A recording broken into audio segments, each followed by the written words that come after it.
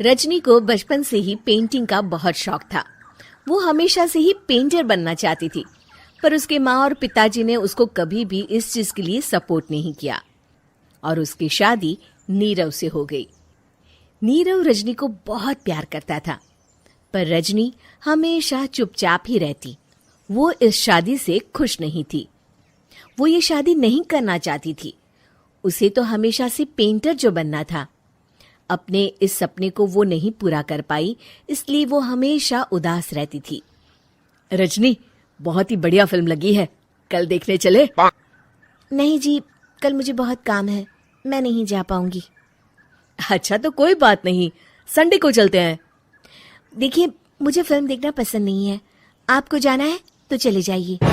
नीरव को मना करके रजनी वहां से चली जाती है और अपने बैग को खोलकर उसमें बंद पड़े ब्रश और कलर्स को देखकर रोने लगती है। रजनी, चलो ना कहीं बाहर खाने चलते हैं, कुछ तुम्हारी पसंद का। जी, मुझे नहीं जाना, मेरी तबीयत ठीक नहीं है। रजनी वहां से चली जाती है। नीरव को समझ नहीं आता कि रजनी उससे इतना दूर क्यों रहती है। वो जब भी उसके साथ वक्त बिताना चाहता है, रजनी कोई ना कोई बहाना बना देती है।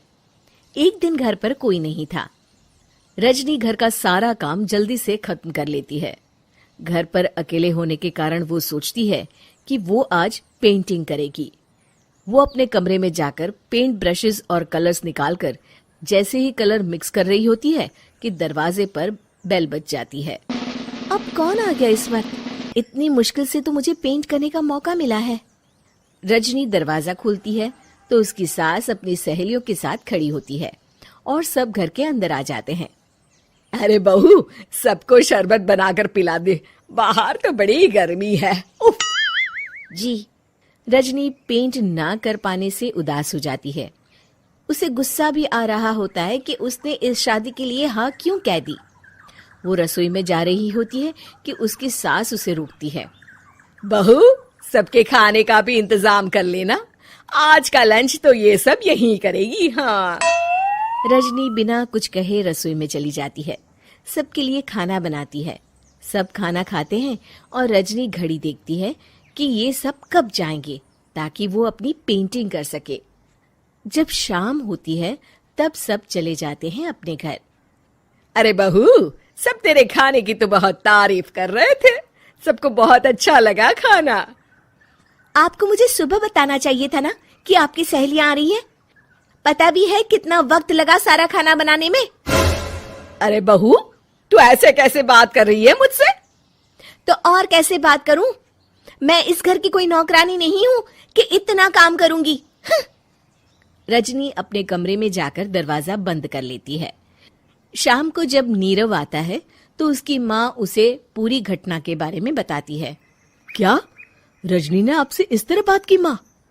हाँ, और पता नहीं उसे क्या हो गया है, शाम से बाहर भी नहीं आई है। मैंने तो कई बार आवाज दी, खाना भी नहीं खाया उसने। तू ही बात करके देख ले बेटा। नीरव अपने कमरे का दरवाजा खटखटाता है। रजनी, दरवाजा खोलो, मैं हूं।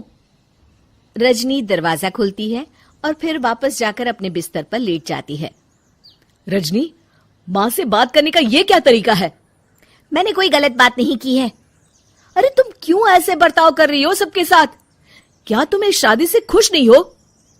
रजनी कुछ नहीं बोलती। अरे बताओ मुझे रजनी, क्या ये शादी तुम्हारी मर्जी के खिलाफ हुई है? हाँ, मैं ये शादी कभी नहीं करना चाहती थी। तुमसे क्या, मैं किसी से भी शादी नहीं करना चाहती थी। रजनी रोने लगती है। चुप हो जाओ रजनी, बताओ मुझे, तुम क्यों नहीं करना चाहती थी शादी? रजनी बेड के नीचे से अपने पेंटिंग्स, कलर्स, ब्रश, पेपर्स निकालती है। इतने में उसकी सास भी कमरे में आ जाती है। ये देख रहे हो, ये थे मेरे सपने। मैं पेंटर बनना चाहती थी, पर माँ पापा ने कभी सपोर्ट नहीं किया और मेरी शादी करवा दी। मेरे सारे सपने टूट गए। हर वक्त बस गुस्सा आता रहता है मुझे। मैं जानती हूँ कि आप लोगों की इसमें कोई गलती नहीं है, पर मैं क्या करूं, मुझे समझ में नहीं आता।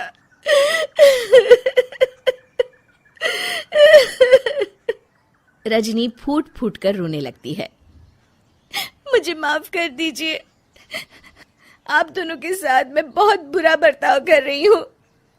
अरे रजनी बेटा चुप हो जाओ तुम। नीरव पानी लेकर आता है। ये लो पानी पियो और शांत हो जाओ। रजनी पानी पीती है और उसकी सास पेंटिंग्स देख रही होती है। अरे नीरव, हमें तो पता ही नहीं था कि हमारी बहू कलाकार है। अरे कितनी अच्छी पेंटिंग्स बनाई है, देखो तो। ये वाली तो मैं अपने कमरे में ले जाऊंगी। आपको ये पेंटिंग्स अच्छी लगी? अच्छी नहीं, बहुत अच्छी लगी। और तुमने हमें बताया क्यों नहीं? तुम जब चाहे पेंटिंग कर सकती हो रजनी। हम तुम्हारे सपनों को पूरा करने में तुम्हारा पूरा साथ देंगे। हाँ बेटा, हम कला की कद्र करते हैं। हम कलाकार तो नहीं, पर मुझे गर्व है कि मेरी बहू एक कलाकार है। रजनी, नीरव और सास तीनों हंस पड़ते हैं।